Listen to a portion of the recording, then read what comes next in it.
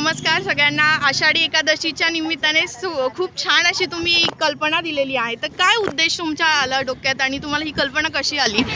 देशाचे पंतप्रधान माननीय नरेंद्रजी मोदी यांनी आपल्या सगळ्यांना निसर्ग चांगला राहावा, सृष्टी चांगली राहावी यासाठी एक कार्यक्रम दिला होता। एक पेड माँ के नाम, आपल्या आईच्या नावाने या भूमितलावर आपण झाड लावावं आणि त्याचं संगोपन करावं। जशी सगळ्यात प्रिय आपल्याला आई असते, आईच्या नावाने आपण जर असं झाड लावलं तर त्याची काळजी आपण घ्यावी।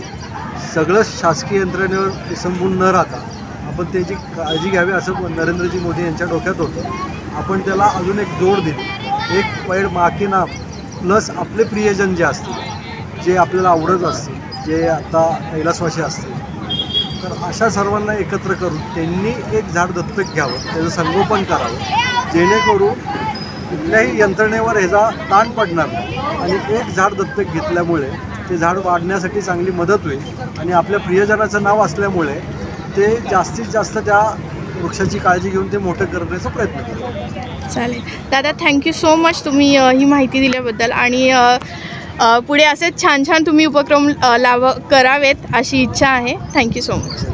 चानुबाई प्रॉपर्टीज निर्मित कोणार्क ग्रीन पार्क निसर्गाच्या कुशीत शांत आणि रम्य परिसरात असलेले बारामती फलटण रस्त्यालगतच आणि झपाट्याने विकसित होणाऱ्या पालखी महामार्गाच्या लगत एन ए प्लॉटचा भव्य प्रकल्प कोणार्क ग्रीन पार्क।